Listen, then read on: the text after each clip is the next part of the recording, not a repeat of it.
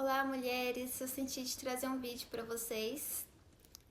Visitando meus espaços internos e estando nos meus processos, conversando com várias mulheres que têm chegado aqui nos últimos meses, e faz um tempinho que eu não venho aqui gravar um vídeo, então eis-me aqui. Eu tenho percebido com a conversa, os diálogos que eu tenho tido nas minhas consultas, nos meus acompanhamentos de ginecologia natural, que a desconexão com o nosso feminino tem nos adoecido imensamente.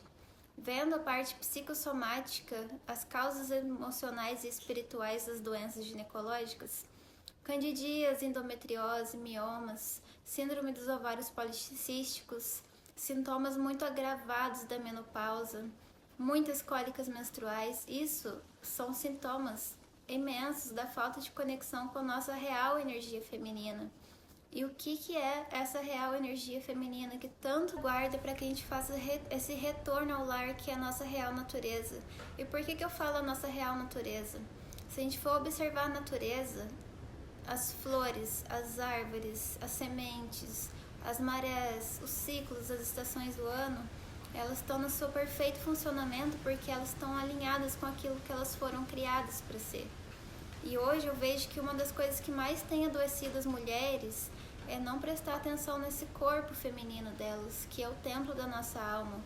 E se a gente está desconectada da nossa intuição, a gente nem lê o corpo físico, os sintomas, e fica mascarando. Aí chega numa consulta médica e ouve essas histórias que é normal ter cólica menstrual, toma um anticoncepcional que passa, e isso vai só mascarar os sintomas e não ir na causa. Porque eu digo que quando chega no corpo físico é quando a doença está pronta para ser curada. Mas temos que parar para entender, ouvir, observar e agir diferente com esse corpo sagrado. Eu sempre falo, não adianta usar as plantas medicinais, tomar um chazinho, como se fossem os remédios alopáticos que vão mascarar os sintomas. As plantas estão aqui para nos servir, sim, porque elas são a perfeição do que elas foram criadas para ser, mas nós também temos a nossa missão de servir a natureza. E a gente serve a natureza fazendo a nossa parte humana aqui em alinhamento. E também retroalimentando a natureza com plantios, com separar os orgânicos, com usar os produtos na nossa pele e que vai para a água de uma forma mais natural para devolver o menos químico possível para a mãe terra, para a Pachamama. Mas também a gente buscar olhar para esse feminino intuitivo. Práticas simples de autocuidado como escalda-pés, banhos de assento, vaporização do útero, fazer chazinhos também. As práticas de autocuidado nos colocam numa rotina sagrada de autocuidado. A mulher ela tem uma graciosidade inata desde quando ela nasceu, isso nos foi dado.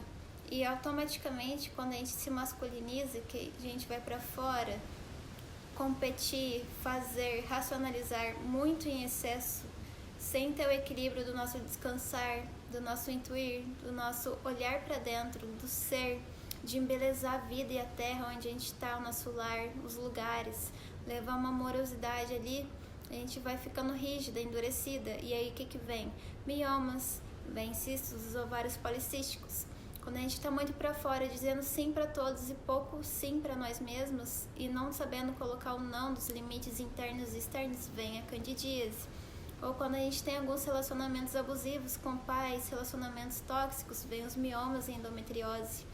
O nosso corpo fala, e eu digo uma frase que me mostra suas doenças que eu te digo quem é, que o corpo é a pessoa sem todas as suas máscaras, mas não que isso a limita e a define, mas justifica, igual a astrologia, influencia, mas não determina, né? Todos os mapas, os arquétipos vão influenciar, tem uma influência sobre nós, mas não determina.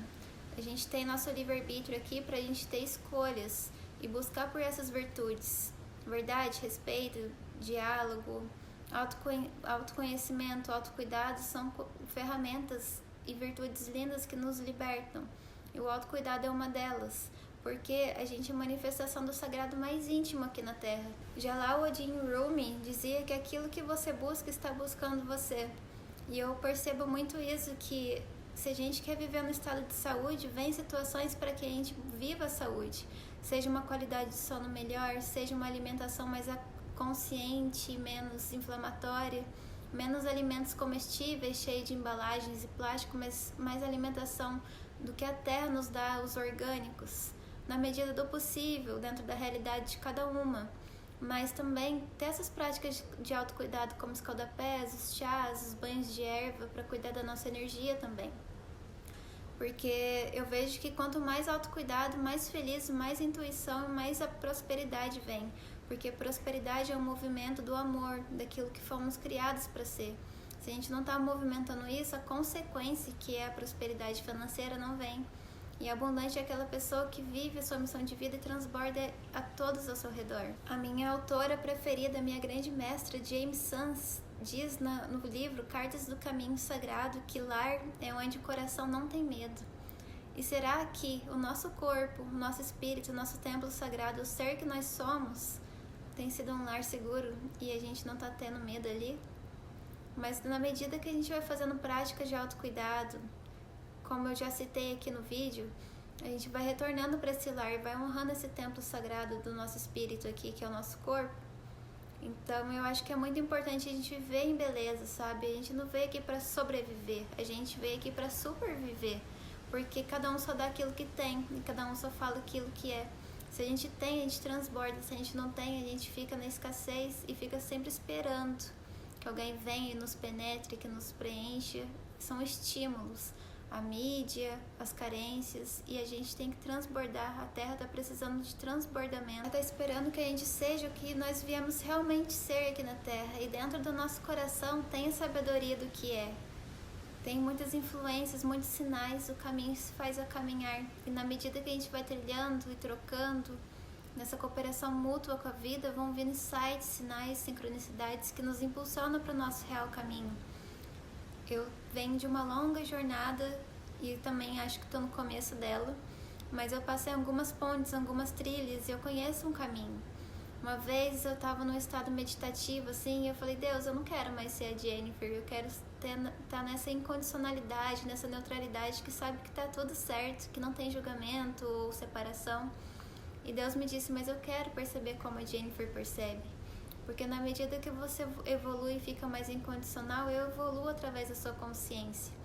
Então eu acho que é isso. Deus quer ser a pessoa que você é e não a versão que a sua mente te conta sobre você mesmo. Uma sociedade de distrações, de olhar para fora, de ter que produzir, ter que fazer, ter que... A gente vai tirando pedaços nossos e a gente vai ficando fragmentados, separados. E acaba que nem rende realmente. E chega no final do dia, tá cansado, tá cheio de dores, de doença. E vamos tomando um remedinho para mascarar os sintomas e depois isso acumula, vai ficando crônico. E aí passando o tempo, semanas, meses, dias, anos, e quando a gente olha para trás a gente nem viveu, a gente só foi sobrevivendo. E eu não quero isso para você, como eu não quis para mim. Não precisa aposentar para morar na natureza, não precisa esperar muito tempo para viver bem e saudável. É um caminho que a Terra precisa. Não é mais sobre nós, não é sobre você. É sobre algo muito maior que quando a gente está na nossa verdade, a gente influencia todo o meio. Deixa eu te ajudar a relembrar da sua real natureza.